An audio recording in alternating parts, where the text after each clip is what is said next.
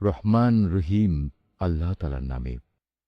যারা আমার সাথে তাদের সাক্ষাতের আশা পোষণ করে না, তারা বলে, কত ভালো হতো যদি আমাদের কাছে আল্লাহ তাআলার পক্ষ থেকে কোনো ফেরেশতা নাজিল করা হতো, অথবা আমরা যদি আমাদের মালিককে নিজেদের চোখে দেখতে পেতাম। তারা এসব বলে নিজেদের বড় অহংকারী মনে করল এবং আল্লাহ তাআলার নাফরমানিতেও তারা মাত্রাতিরিক্ত সীমা লঙ্ঘন করে ফেলল। যেদিন সত্যি সত্যি তারা সে ফেরেশতাদের দেখবে, তখন কিন্তু অপরাধীদের জন্য সেদিন কোনো সুসংবাদ থাকবে না, বরং তারা বলবে, হে আল্লাহ, আযাবের এই ফেরেশতাদের থেকে আমরা পানা চাই, পানা চাই। এবার আমি তাদের সেসব কর্মকাণ্ডের দিকে মনোনিবেশ করব যা তারা দুনিয়ায় করে এসেছে। তখন আমি তাদের কাজসমূহ উড়ন্ত ধূলি করার মতোই নিষ্ফল করে দেব। সেদিন জান্নাতীদের বাসস্থান ও তাদের বিশ্রামের জায়গা হবে অত্যন্ত মনোরম। হে মানুষ, তোমরা সেদিনকে ভয় করো যেদিন আসমান তার মেঘমালা নিয়ে ফেটে পড়বে, আর তারই মাঝ দিয়ে দলে দলে ফেরেশতারা জমিনে নেমে আসবে। সেদিন চূড়ান্ত বাদশাহী হবে দয়াময় আল্লাহ তাআলার জন্যে। যারা অস্বীকার করেছে তাদের উপর সেদিনটি হবে বড়ই কঠিন। সেদিন জালেম ব্যক্তি ক্ষোভে দুঃখে নিজের হাত দুটো দংশন করতে করতে বলবে, হায়, আমরা যদি দুনিয়ায় রসূলের সাথে দিনের পথ অবলম্বন করতাম। দুর্ভাগ্য আমার, আমি যদি অমুককে নিজের বন্ধু না বানাতাম। আমার কাছে দিনের উপদেশ আসার পর সে তা থেকে আমাকে বিচ্যুত করে দিয়েছিল। আর শয়তান তো হামেশাই মানুষকে বিপদের সময় একলা ফেলে কেটে পড়ে। সেদিন রসূল বলবে, হে মালিক, অবশ্যই আমার জাতি কোরআনকে একটি পরিত্যাজ্য বিষয় মনে করেছিল। হে নবী, এভাবেই আমি প্রত্যেক যুগের অপরাধীদের প্রত্যেক নবীর দুশমন বানিয়ে থাকি। অতএব তুমি মনক্ষুণ্ণ হও না। তোমার পথ প্রদর্শন ও সাহায্য করার জন্য তোমার মালিকই যথেষ্ট। যারা কোরআন অস্বীকার করে তারা বলে, আচ্ছা, পুরো কোরআনটা তার উপর একবারে নাজিল হল না কেন? আসলে কোরআন তো এভাবেই নাজিল হওয়া উচিত ছিল, যাতে করে এ ওহী দ্বারা আমি তোমার অন্তরকে মজবুত করে দিতে পারি। এ কারণেই আমি একে থেমে থেমে নাজিল করেছি। তাছাড়া ওরা তোমার কাছে যে কোনো ধরনের বিষয় ও সমস্যা নিয়েই আসুক না কেন, আমি সাথে সাথেই তোমার কাছে এর একটা যথার্থ সমাধান এনে হাজির করতে পারি এবং প্রয়োজনে তার একটা সুন্দর ব্যাখ্যাও বলে দিতে পারি। এরা হচ্ছে সেসব লোক যাদের কিয়ামতের দিন মুখের উপর ভর দিয়ে জাহান্নামের সামনে জড়ো করা হবে। ওদের সে স্থানটি হবে অতি নিকৃষ্ট, আর ওরা নিজেরাও হবে অতিশয় পথভ্রষ্ট। অবশ্যই আমি মূসাকে তাওরাত গ্রন্থ দান করেছিলাম এবং তার ভাই হারুনকে তার সাথে তার সাহায্যকারী করেছিলাম। অতঃপর আমি তাদের বলেছিলাম, তোমরা উভয়ই আমার হেদায়েত নিয়ে এমন এক জাতির কাছে যাও যারা আমার আয়াত অস্বীকার করেছে। পরে আমাকে অস্বীকার করায় আমি তাদের সম্পূর্ণরূপে বিনাশ করে দিয়েছি। একইভাবে যখন নূহের সম্প্রদায়ও আমার রসূলদের মিথ্যা সাব্যস্ত করল, তখন আমি তাদের সবাইকে মহাপ্লাবনের পানিতে ডুবিয়ে দিয়েছি এবং আমি ওদের পরবর্তী মানুষদের জন্য শিক্ষণীয় বিষয় করে রেখেছি। আমি জালেমদের জন্য মর্মন্তুদ আযাব ঠিক করে রেখেছি।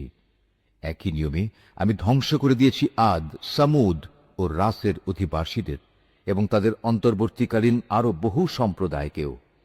তাদের প্রত্যেকের কাছেই আমি আগের ধ্বংসপ্রাপ্ত জাতিসমূহের নিদর্শনসমূহ উপস্থাপন করেছি, যা দিয়ে আমি তাদের সতর্ক করেছিলাম। কিন্তু কেউই যখন সতর্কবাণী শুনল না, তখন আমি তাদের সবাইকে চূড়ান্তভাবে নির্মূল করে দিয়েছি। এরা তো সে জনপদ দিয়ে নিত্য আসা যাওয়া করে, যার উপর আযাবের বৃষ্টি বর্ষণ করা হয়েছিল। ওরা কি তা দেখছে না? আসল কথা হচ্ছে, এরা পুনরায় জীবিত হওয়ার কোনো আশাই পোষণ করে না। হে নবী, এরা যখন তোমাকে দেখে তখন তোমাকে কেবল ঠাট্টা বিদ্রুপের পাত্ররূপেই গণ্য করে বলে, এ কি সে লোক যাকে আল্লাহ তাআলা রসূল করে পাঠিয়েছেন?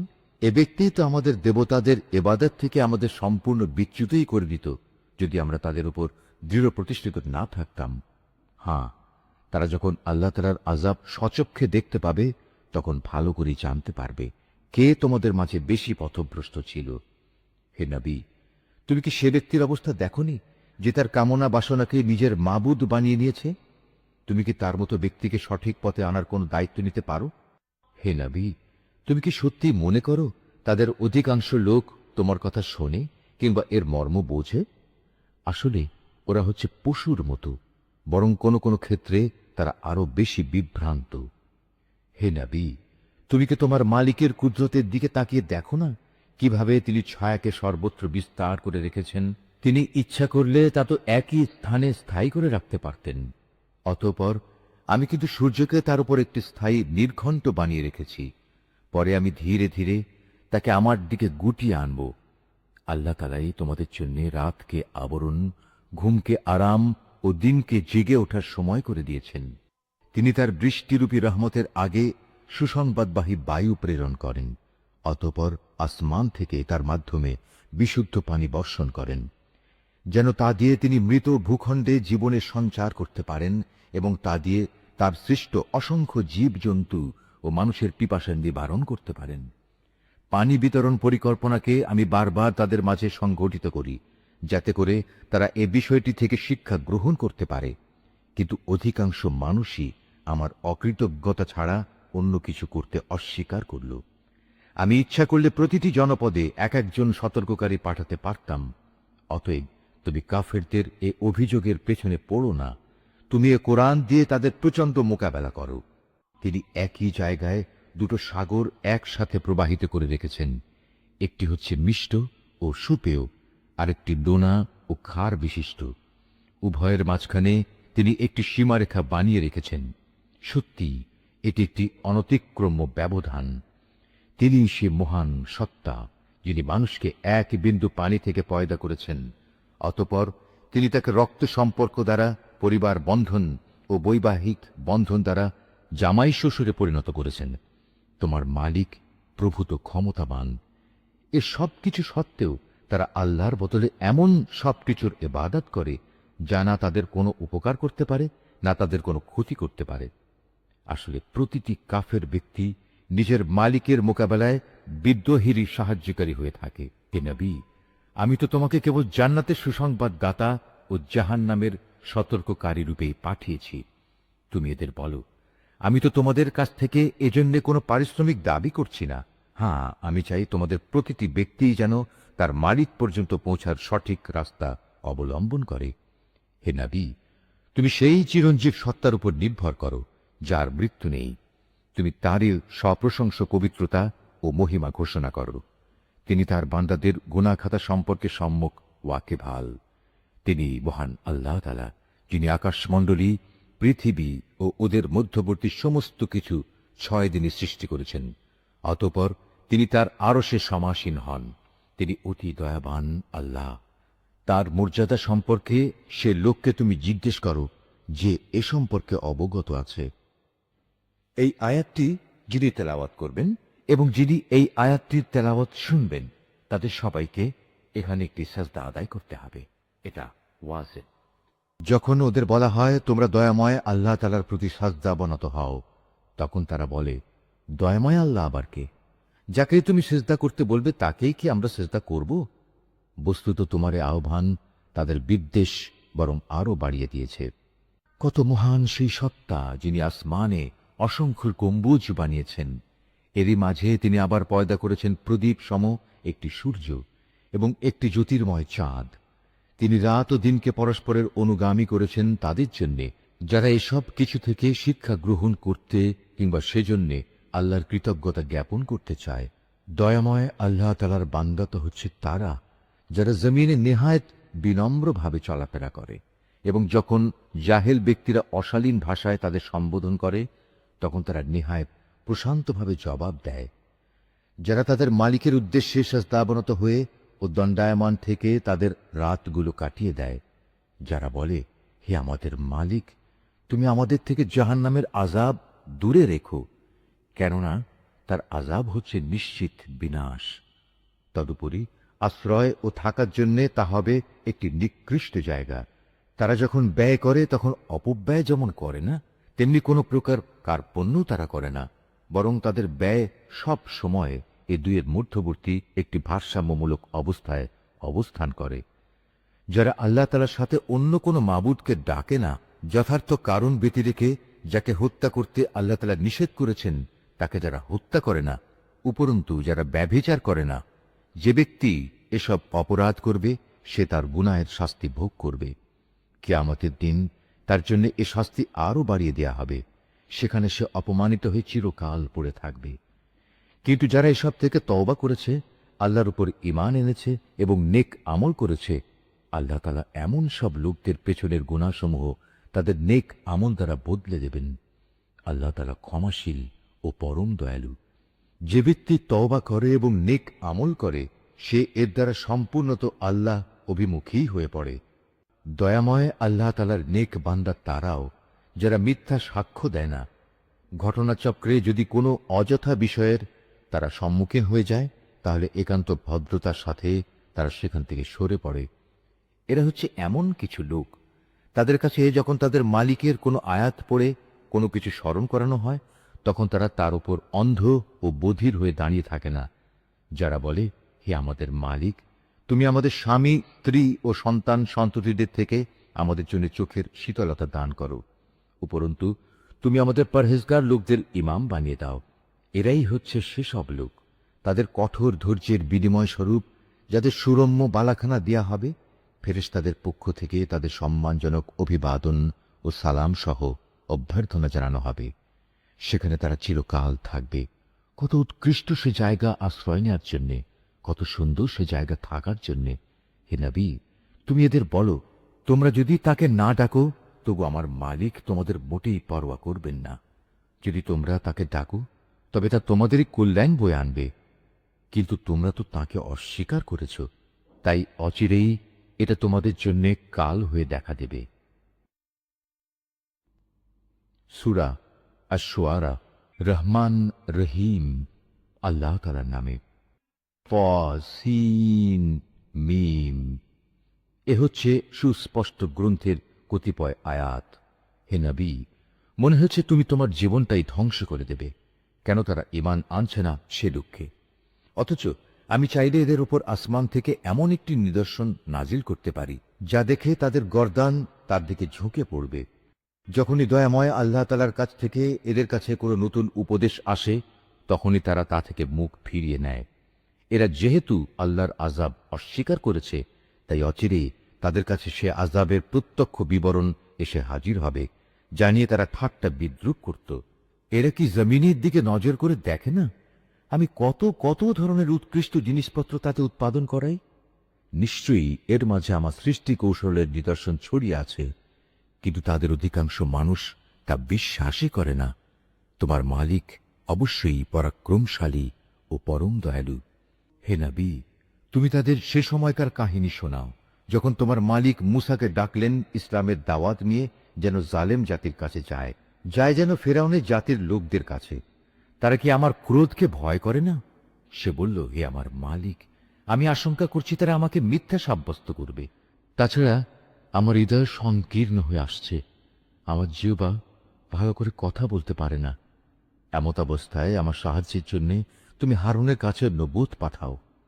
তাছাড়া আমার উপর তাদের আগে থেকেই একটা অপরাধের অভিযোগ আছে, তাই আমি ভয় করছি এখন তারা সে অভিযোগে আমাকে মেরেই ফেলবে। আল্লাহ তাআলা বললেন, না, তা কখনো হবে না। আমার আয়াত নিয়ে তোমরা উভয়ই তার কাছে যাও। আমি তো তোমাদের সাথেই আছি, আমি সবকিছু শুনতে পাই। তোমরা দুজন যাও ফেরাউনের কাছে। অতঃপর তোমরা তাকে বলো, আমরা সৃষ্টিকুলের মালিক আল্লাহ তাআলার প্রেরিত রাসূল, তুমি বনী ইসরাঈলদের আমাদের সাথে যেতে দাও। ফিরআউন এসব শুনে বলল, হে মূসা, আমি কি তোমাকে আমাদের তত্ত্বাবধানে রেখে লালন পালন করিনি? তুমি কি জীবনে বেশ কয়েকটি বছর আমাদের মধ্যে অতিবাহিত করনি? তখন তোমরা যা কিছু করার ছিল তা তুমি ঠিক মতোই করেছ। তুমি তো দেখছি ভারী অকৃতজ্ঞ মানুষ। বলল, হ্যাঁ, আমি তখন সে কাজটি একান্ত না জানা অবস্থায় করে ফেলেছি।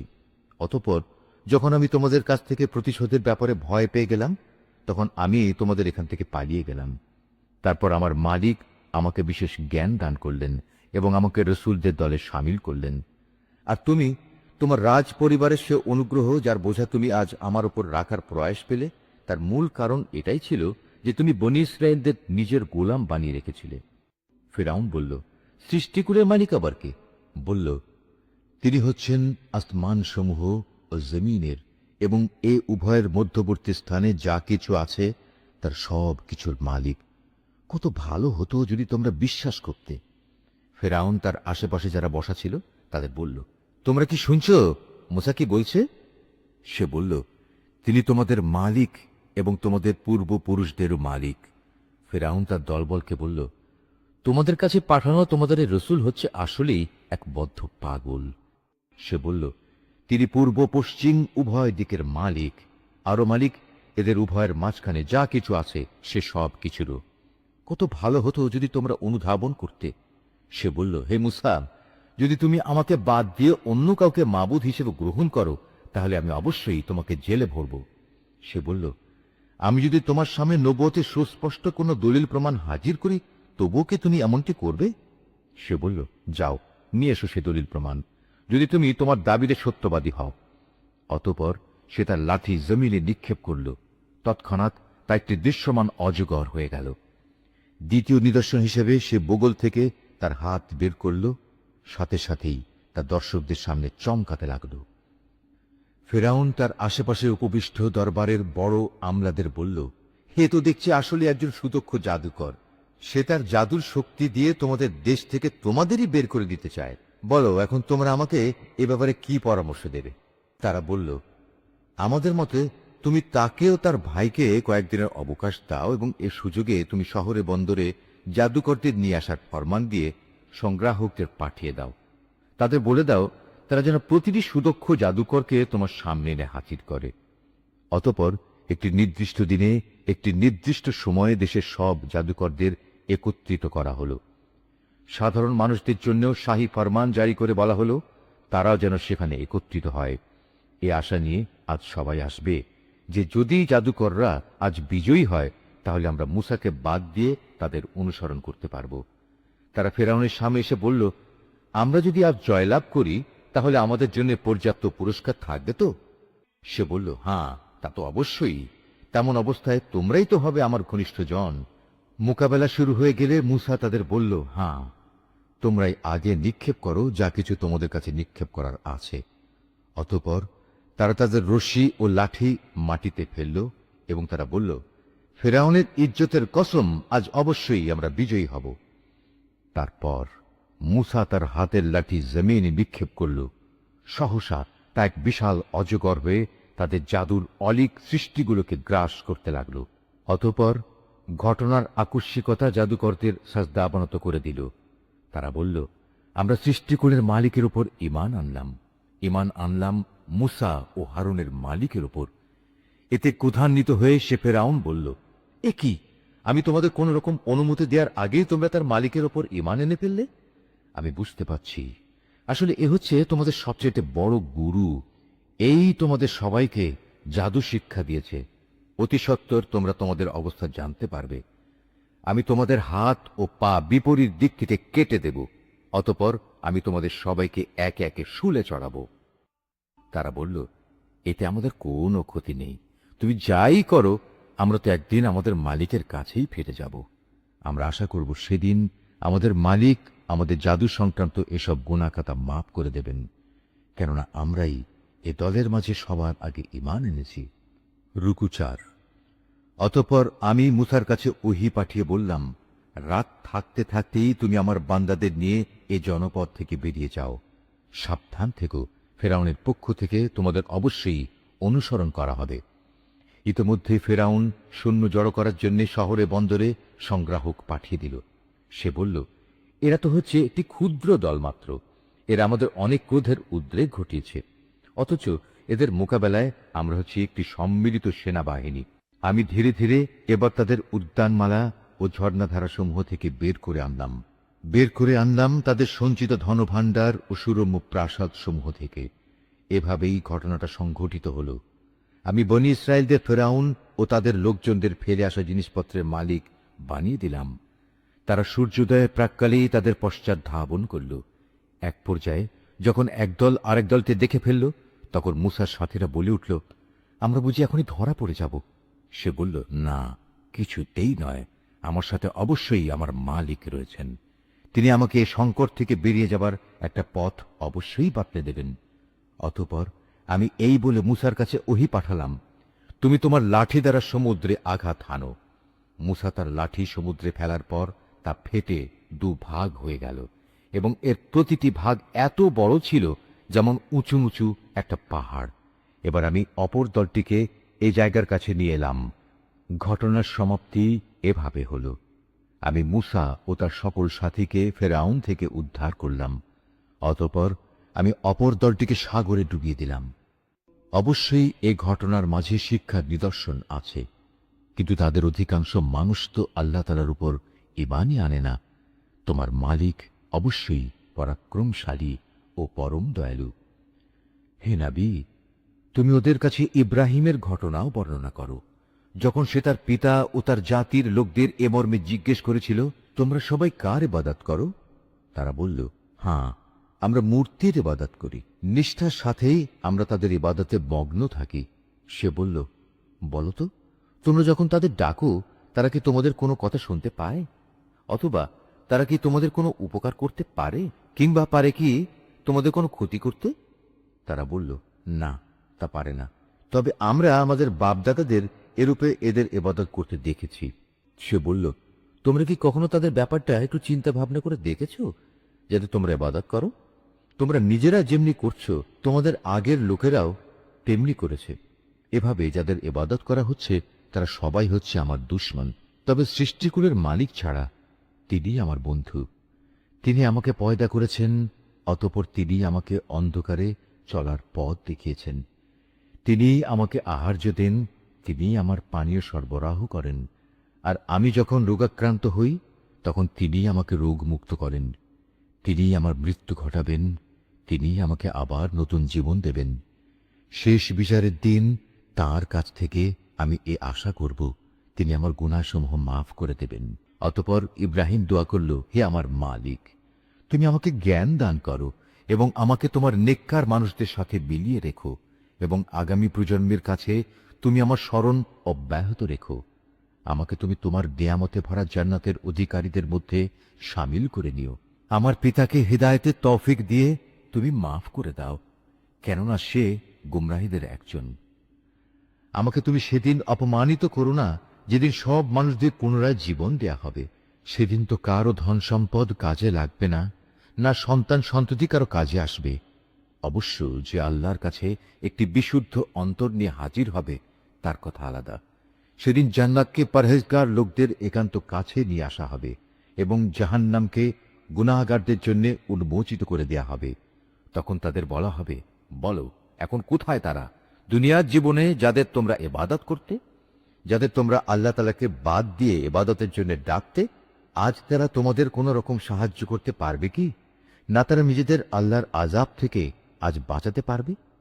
অতঃপর যাদের তারা মাবুদ বানাতো, তারা এবং গোমরা মানুষ যারা তাদের ইবাদত করত, সবাইকে সেখানে অধোমুখী করে নিক্ষেপ করা হবে। নিক্ষেপ করা হবে ইবলিসের সমুদয় বাহিনীকেও। সেখানে গিয়ে তারা নিজেরা এক মহা বিতর্কে লিপ্ত হবে, এবং প্রত্যেকেই নিজ নিজ মাবুদদের বলবে, আল্লাহ তাআলার কসম, আমরা দুনিয়াতে সুস্পষ্ট গুমরাহিতে নিমজ্জিত ছিলাম। বিশেষ করে যখন আমরা সৃষ্টিকুলের মালিক আল্লাহ তাআলার সাথে তোমাদেরও তার সমকক্ষ মনে করতাম। আসলে এসব বড় বড় গুনার ব্যক্তিরাই আমাদের পথভ্রষ্ট করে দিয়েছে। হায়, আজ আমাদের পক্ষে কথা বলার কেউই রইল না। না আছে এমন কোন শরীর বন্ধু যে আল্লাহ তাআলার কাছে সুপারিশ পেশ করতে পারে। কত ভালো হতো যদি আমাদের আরেকবার দুনিয়ায় পাঠিয়ে দেয়া হতো, তাহলে অবশ্যই আমরা ঈমানদার হয়ে যেতাম। নিঃসন্দেহে এ ঘটনার মাঝেও শিক্ষার বহু নিদর্শন রয়েছে, কিন্তু তাদের অধিকাংশ লোক তো ঈমানই আনে না। নিশ্চয়ই তোমার মালিক পরাক্রমশালী ও পরম দয়ালু। নূহের জাতির লোকেরাও আমার রসুলদের মিথ্যা সাব্যস্ত করেছিল। যখন তাদেরই ভাই নূহ এসে তাদের বলল, হে আমার জাতি, তোমরা কি আল্লাহ তাআলাকে ভয় করো না? নিঃসন্দেহে আমি তোমাদের জন্য একজন বিশ্বস্ত রসুল। অতএব তোমরা একমাত্র আল্লাহ তাআলাকে ভয় করো এবং আমার আনুগত্য করো। আমি এ দাওয়াত পৌঁছানোর জন্য তোমাদের কাছে কোনো পারিশ্রমিক দাবি করি না। আমার যা পারিশ্রমিক তা তো রব্বুল আলামিনের কাছে মজুদ রয়েছে। সুতরাং তোমরা আল্লাহ তাআলাকে ভয় করো এবং আমার আনুগত্য করো। তারা বলল, আমরা কিভাবে তোমার উপর ঈমান আনব, যখন আমরা দেখতে পাচ্ছি কতিপয় নিচু লোক তোমার আনুগত্য স্বীকার করে নিয়েছে। সে বলল, ওরা কে কি কাজ করে তা আমার জানার বিষয় নয়। তাদের কাজের হিসাব গ্রহণ করা আমার দায়িত্ব নয়। এটা তো সম্পূর্ণ আমার মালিকের ব্যাপার। কত ভালো হতো এ কথাটা যদি তোমরাও বুঝতে পারতে। এটা আমার কাজ নয় যে যারা ঈমান আনবে নিম্নমানের মানুষ হওয়ার কারণে আমি তাদের আমার কাছ থেকে তাড়িয়ে দেব। আমি তো একজন সতর্ককারী ছাড়ার কিছুই নই। তারা বলল, হে নূহ, যদি তুমি এ কাজ থেকে ফিরে না আসো তাহলে তোমাকে পাথর মেরে হত্যা করা হবে। সে বলল, হে আমার মালিক, তুমি দেখতে পাচ্ছ কিভাবে আমার জাতি আমাকে মিথ্যাবাদী সাব্যস্ত করল। তুমি আমার এবং তাদের মাঝে একটা ফয়সালা করে দাও। তুমি আমাকে এবং আমার সাথে যেসব ঈমানদার মানুষরা আছে তাদের সবাইকে এদের ফিতনা থেকে উদ্ধার করো। আমি তার এ দোয়া কবুল করলাম। তাকে এবং তার সঙ্গী সাথী যারা ভরা নৌকায় তার সাথে আরোহী ছিল তাদের মহাপ্লাবন থেকে বাঁচিয়ে দিলাম। অতঃপর অবশিষ্ট লোকদের আমি ডুবিয়ে দিলাম। এই ঘটনার জন্যেও একটি শিক্ষণীয় নিদর্শন আছে, কিন্তু এদের মধ্যে অধিকাংশ লোক তো ঈমানই আনে না। অবশ্যই তোমার মালিক, তিনি তো মহাপরাক্রমশালী এবং পরম দয়ালু। আদ সম্প্রদায়ের লোকেরাও তাদের রসুলদের মিথ্যা প্রতিপন্ন করেছিল। যখন তাদেরই একজন শুভাকাঙ্ক্ষী ভাই এসে তাদের বলল, হে আমার জাতির লোকেরা, এ কি হলো তোমাদের? তোমরা কি আল্লাহ তাআলাকে ভয় করবে না? আমি হচ্ছে তোমাদের জন্য একজন বিশ্বস্ত রসুল। অতএব তোমরা আল্লাহ তাআলাকে ভয় করো এবং আমার আনুগত্য করো। আমি তো এ কাজের জন্য তোমাদের কাছে কোনো প্রতিদান চাই না। আমার প্রতিদান তো রব্বুল আলামিন আল্লাহ তাআলার কাছে মজুদ রয়েছে। তোমরা প্রতিটি উঁচু স্থানে স্মৃতিসৌধ হিসেবে বড় বড় ঘর বানিয়ে নিচ্ছ, যা তোমরা একান্ত অপচয় হিসেবেই করছ। এমন নিপুণ শিল্পকর্ম দিয়ে প্রাসাদ বানাচ্ছ যা দেখে মনে হয় তোমরা বুঝি এ পৃথিবীতে চিরদিন থাকবে। অপরদিকে তোমরা যখন কার উপর আঘাত হানো, সে আঘাত হানো অত্যন্ত নিষ্ঠুর স্বেচ্ছাচারী হিসেবে। অতএব তোমরা আল্লাহ তাআলাকে ভয় করো এবং আমার আনুগত্য করো। তোমরা ভয় করো তাকে যিনি তোমাদের এমন সবকিছু দিয়ে সাহায্য করেছেন যা তোমরা ভালো করেই জানো। তিনি চতুষ্পদ জন্তু জানোয়ার সন্তান সন্ততি দিয়ে তোমাদের সাহায্য করেছেন সুরম্য উদ্যানমালা ও ঝর্ণা ধারা দিয়ে। সত্যিই আমি এসব অকৃতজ্ঞ আচরণের কারণে তোমাদের জন্য একটি কঠিন দিনের শাস্তির ভয় করছি। তারা বলল, হে নবী, তুমি আমাদের কোনো উপদেশ দাও কিংবা না দাও, উভয়টাই আমাদের জন্য সমান। তোমার এসব কথা আগের লোকদের নিয়ম নীতি ছাড়া আর কিছু নয়। আসলে আমরা কখনো আযাবপ্রাপ্ত হব না। অতঃপর তারা তাকে মিথ্যা সাব্যস্ত করল। আমিও তাদের সম্পূর্ণ ধ্বংস করে দিলাম। মূলত এই ঘটনার মাঝেও রয়েছে শিক্ষণীয় নিদর্শন। তা সত্ত্বেও এদের অধিকাংশ মানুষ ঈমান আনে না। নিশ্চয়ই তোমার মালিক পরাক্রমশালী, পরম দয়ালু। এভাবে সামুদ জাতীয় তাদের রসুলদের মিথ্যা প্রতিপন্ন করেছিল। যখন তাদেরই এক ভাই সালেহ তাদের বলেছিল, তোমাদের এ কি হলো? তোমরা কি আল্লাহ তাআলাকে ভয় করবে না? নিঃসন্দেহে আমি তোমাদের জন্য একজন বিশ্বস্ত রসুল। অতএব তোমরা আল্লাহ তাআলাকে ভয় করো এবং আমার আনুগত্য করো। আমি তো তোমাদের কাছে এ কাজের জন্য কোন রকম পারিশ্রমিক দাবি করছি না যে এ ভয়ে তোমরা আমাকে অমান্য করবে। আমার যা কিছু পারিশ্রমিক তা তো সৃষ্টিকুলের মালিক আল্লাহর কাছে মজুদ রয়েছে। তোমরা কি ধরেই নিয়েছ এ দুনিয়ার মাঝে যা কিছু ভোগের উপকরণ রয়েছে তার মধ্যে নিরাপদে বাস করার জন্য তোমাদের এমনিই ছেড়ে দেয়া হবে? নিরাপদ থাকবে তোমরা এ উদ্যানমালা ও এ ঝর্ণাধারার মধ্যে? শস্যক্ষেত্র, এ নাজুক ও ঘন গোছা বিশিষ্ট খেজুর বাগিচার মধ্যেও কি তোমরা সত্যি নিরাপদ থাকতে পারবে? তোমরা যে নিপুণ শিল্প দ্বারা পাহাড় কেটে রংচং করে বাড়ি বানাও, তাতে কি তোমরা চিরদিন থাকতে পারবে? ওর কোনোটাতেই যখন তোমরা নিরাপদ নও, তখন তোমরা আল্লাহ তাআলাকে ভয় করো এবং আমার আনুগত্য করো। সেসব সীমা লঙ্ঘনকারী মানুষদের কথা শুনো না, যারা আল্লাহর জমিনে শুধু বিপর্যয় সৃষ্টি করে এবং কখনো সমাজের সংশোধন করে না। এসব শুনে তারা বলল, হে সালেহ, আসলে তুমি হচ্ছে একজন জাদুগ্রস্ত ব্যক্তি। তুমি তো আমাদের মতো একজন মানুষ। যদি তুমি তোমার দাবিতে সত্যবাদী হও, তাহলে ভিন্ন কোনো প্রমাণ নিয়ে এসো। সে বলল, এ উষ্ট্রি হচ্ছে আমার নবুয়তের প্রমাণ। এর জন্য কুয়ার পানি পান করার একটি নির্দিষ্ট পালা থাকবে, আর একটি নির্দিষ্ট দিনের পালা থাকবে তোমাদের পশুদের পানি পান করার জন্য। কখনো একে কোন রকম দুঃখ ক্লেশ দেওয়ার উদ্দেশ্যে স্পর্শও করো না, নতুবা বড় কঠিন দিনের আযাব তোমাদের পাকড়াও করবে। অতঃপর পায়ের নলি কেটে তারা সেটিকে হত্যা করল। তখন কঠিন শাস্তি দেখে তারা ভীষণভাবে অনুতপ্ত হল। অতঃপর আল্লাহ তাআলার শাস্তি এসে তাদের গ্রাস করল। এ ঘটনার মাঝেও রয়েছে আল্লাহ তাআলার বিশেষ নিদর্শন। কিন্তু তাদের অধিকাংশ মানুষ তো ঈমানই আনে না। নিঃসন্দেহে তোমার মালিক মহাপরাক্রমশালী, পরম দয়ালু। একইভাবে লুতের জাতীয় আল্লাহর রসুলদের অস্বীকার করেছে। যখন তাদের ভাই লুত এসে তাদের বলল, এ কি হলো তোমাদের? তোমরা কি আল্লাহর আযাবকে ভয় করবে না? নিঃসন্দেহে আমি হচ্ছি তোমাদের জন্য একজন বিশ্বস্ত রসূল। অতএব তোমরা আল্লাহ তাআলাকে ভয় করো এবং আমার আনুগত্য করো। আমি তো এই কাজের জন্য তোমাদের কাছে কোনো বিনিময় চাচ্ছি না। আমার বিনিময় তো দুনিয়া জাহানের মালিক আল্লাহর দরবারেই মজুদ রয়েছে। এ কি হলো তোমাদের?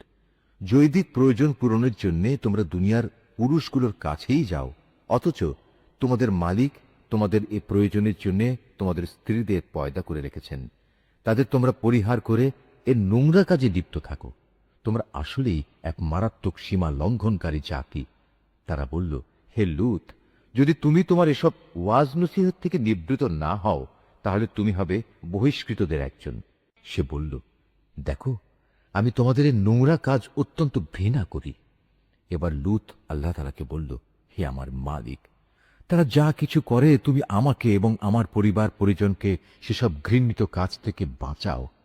অতঃপর আমি লূত ও তার পরিবার পরিজনদের সকলকে উদ্ধার করলাম, তার পরিবারের এক পাপী বৃদ্ধাকে বাদ দিয়ে।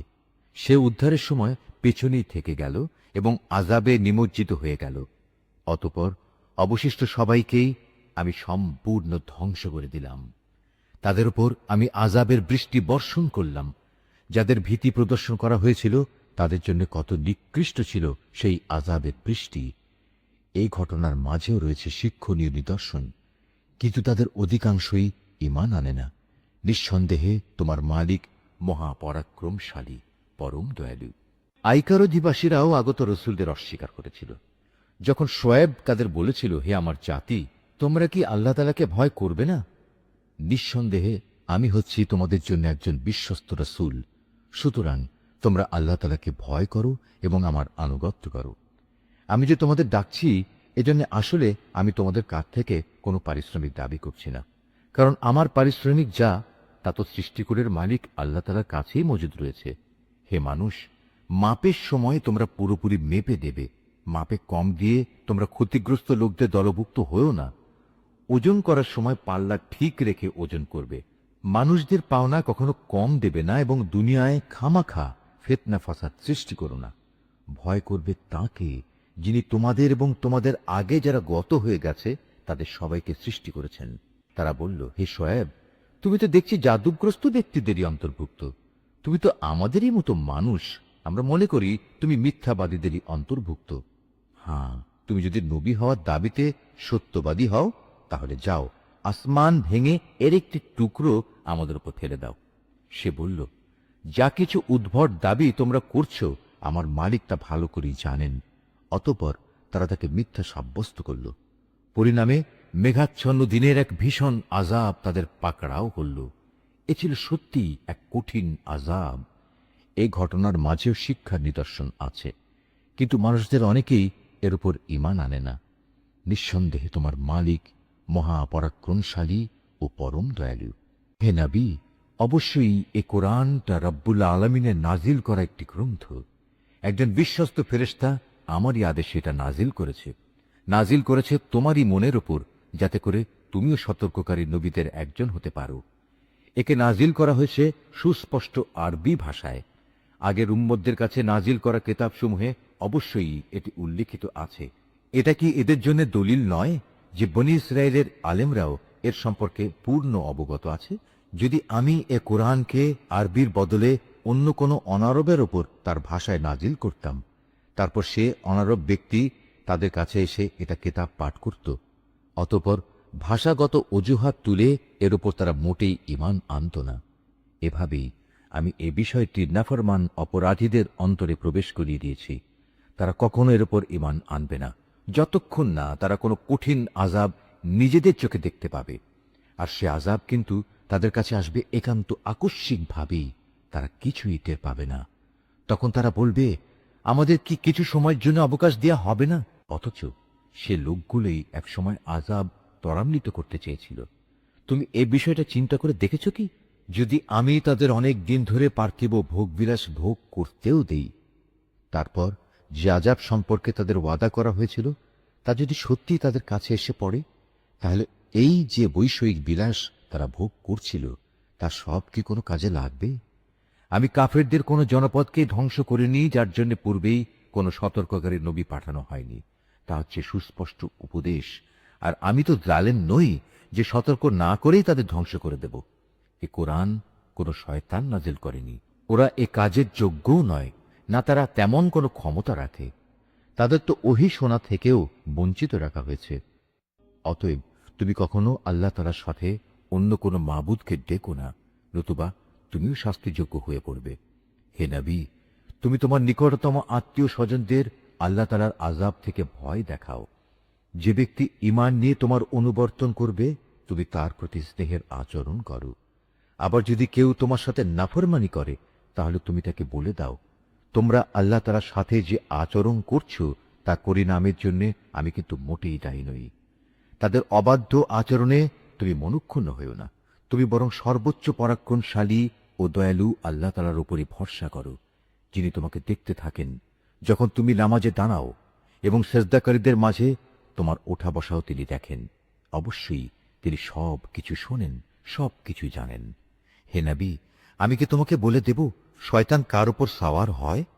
শয়তান তো সাওয়ার হয় প্রতিটি ঘোর মিথ্যাবাদী ও পাপী মানুষদের উপর।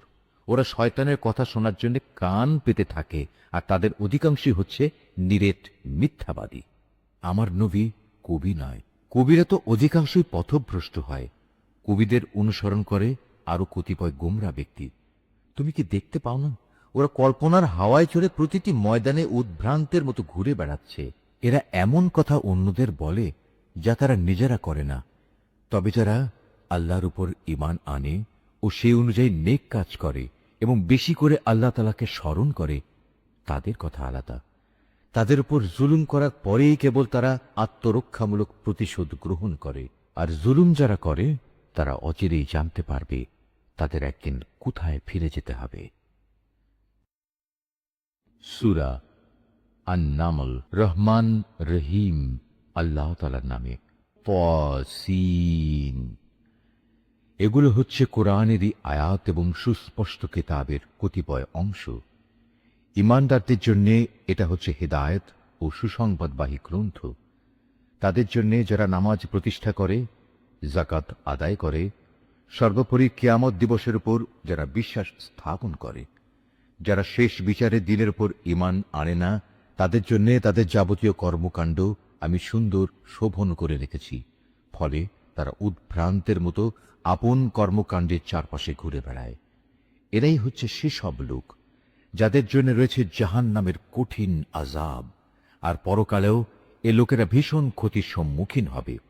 হে নবী, নিশ্চয়ই প্রবল প্রজ্ঞাময় সর্বজ্ঞ আল্লাহ তাআলার পক্ষ থেকে তোমাকে এ কোরআন দেওয়া হয়েছে। স্মরণ করো, যখন মূসা তার পরিবারের লোকজনদের বলেছিল, আমি আগুন সদৃশ্য কিছু একটা দেখতে পেয়েছি, সেখান থেকে আমি এক্ষুনি তোমাদের কাছে হয় পথঘাটের ব্যাপারে কোনো খোঁজ খবর কিংবা তোমাদের জন্য একটি অঙ্গার নিয়ে আসবো, যাতে করে তোমরা এ ঠান্ডার সময় আগুন পোহাতে পারো। অতঃপর সে যখন আগুনের কাছে পৌঁছল, তখন তাকে অদৃশ্য থেকে আওয়াজ দেওয়া হলো, বরকতময় হোক সে নূর যা এ আগুনের ভেতর আলোকিত হয়ে আছে, বরকতময় হোক সে মানুষ যে এর আশেপাশে রয়েছে। সৃষ্টিকুলের মালিক আল্লাহ তাআলা কত পবিত্র, প্রশংসিত। আওয়াজ এলো, হে মূসা, আমি হচ্ছি আল্লাহ তাআলা, মহাপরাক্রমশালী ও প্রবল প্রজ্ঞাময়। হে মূসা, তুমি তোমার হাতের লাঠিটা জমিনে নিক্ষেপ করো। অতঃপর সে যখন তাকে দেখল জমিনে জীবিত সাপের মতো তা ছুটাছুটি করছে, তখন সে কিছুটা ভীত হয়ে উল্টো দিকে দৌড়তে লাগলো, পেছনের দিকেও তাকালো না।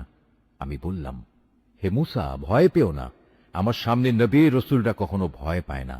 হ্যাঁ, যদি কেউ কখনো কোনো অন্যায় করে তাহলে তা ভিন্ন কথা, কিন্তু সে যদি অন্যায়ের পর তার বদলে পুনরায় নেক আমল করে, তাহলে সে যেন জেনে রাখে আমি অবশ্যই ক্ষমাশীল ও পরম দয়ালু।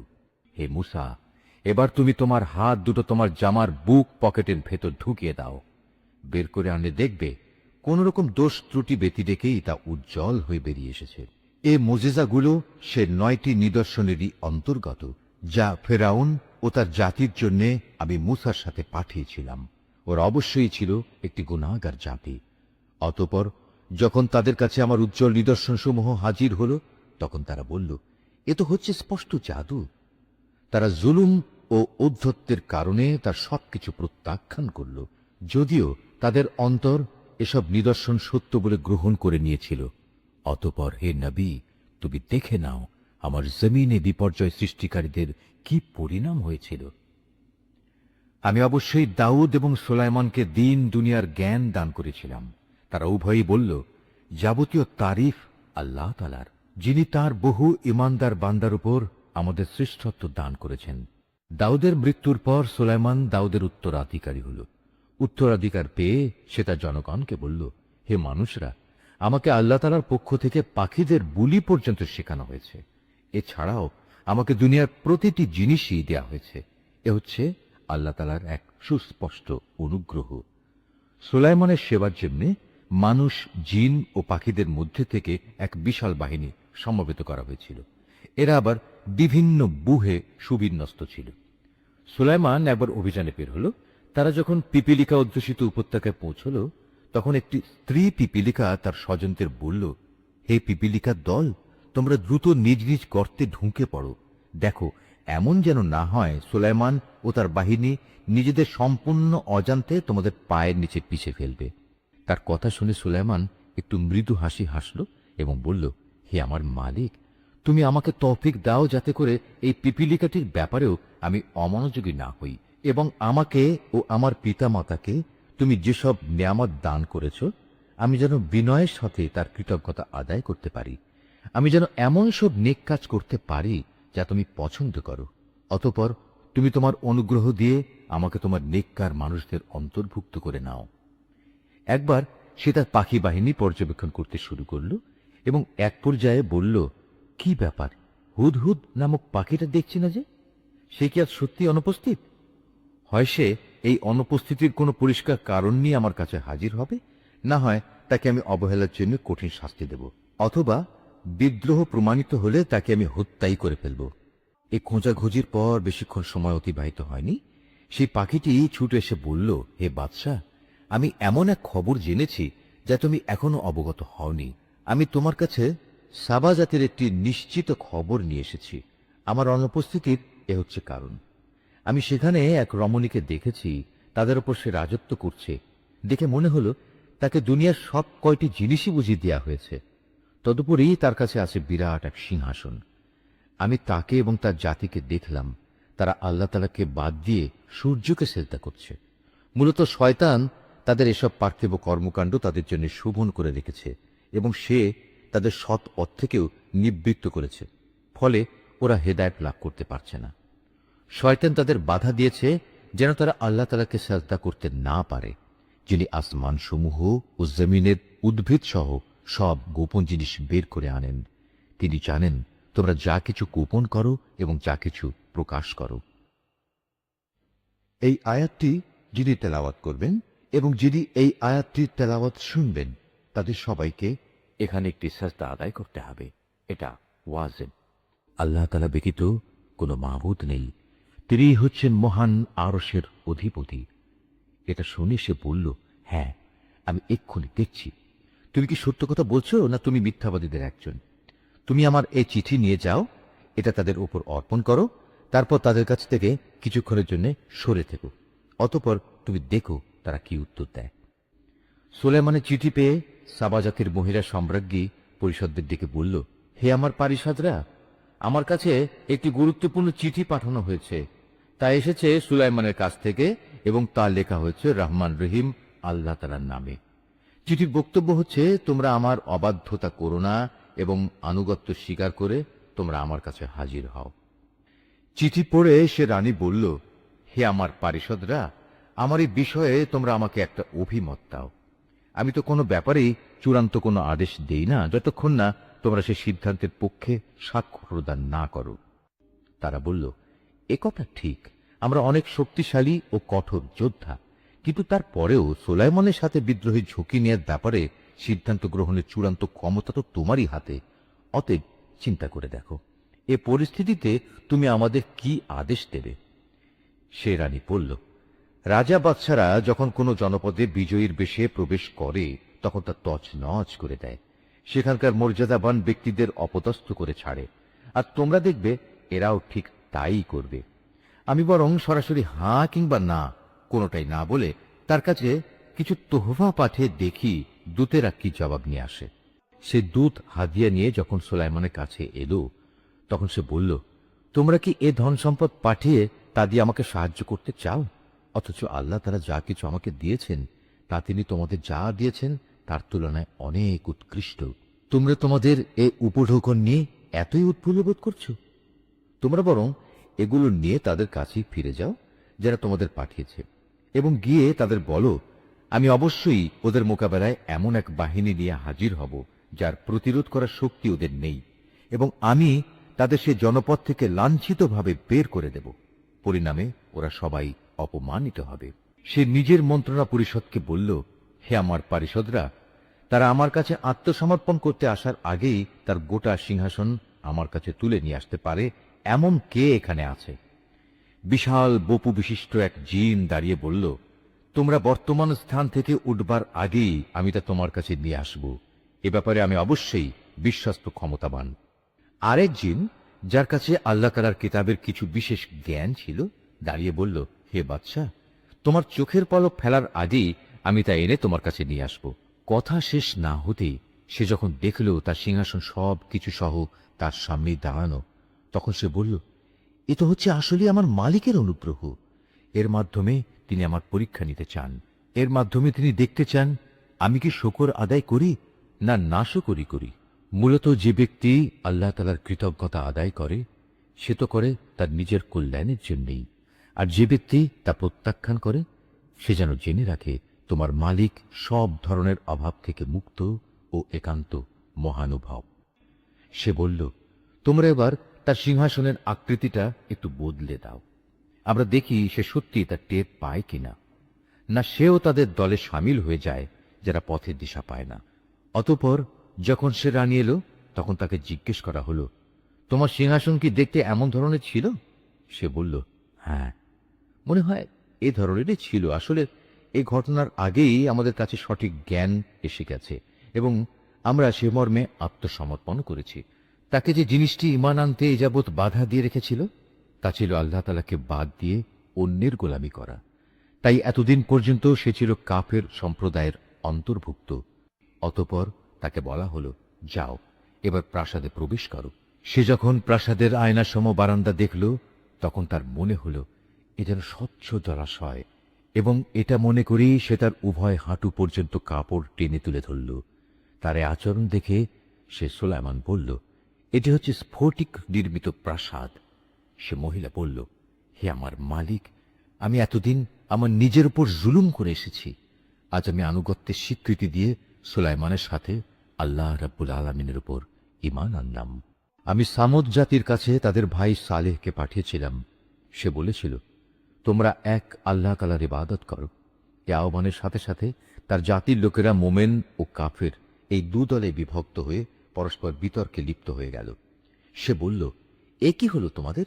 তোমরা কেন ঈমানের কল্যাণের পরিবর্তে আযাদের অকল্যাণ ত্বরান্বিত করতে চাইছো? কেন তোমরা আল্লাহ তাআলার কাছে ক্ষমা প্রার্থনা করছো না? এতে করে তোমাদের উপর অনুগ্রহ করা হতে পারে।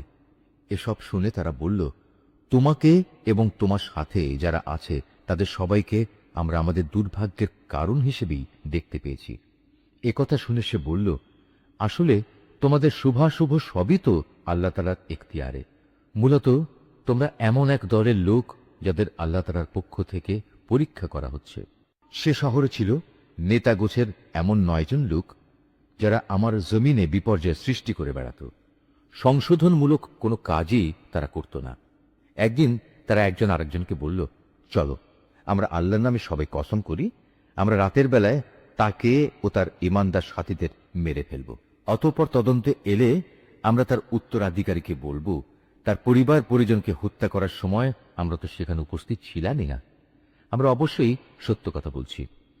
তারা যখন সালেহকে মারার জন্য এই চক্রান্ত করছিল, তখন আমিও তাকে রক্ষা করার জন্য এমন এক কৌশল বের করলাম যা তারা বিন্দু মাত্র বুঝতে পারেনি।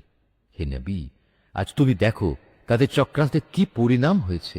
আমি তাদের এবং তাদের জাতির সবাইকে ধ্বংস করে দিয়েছি।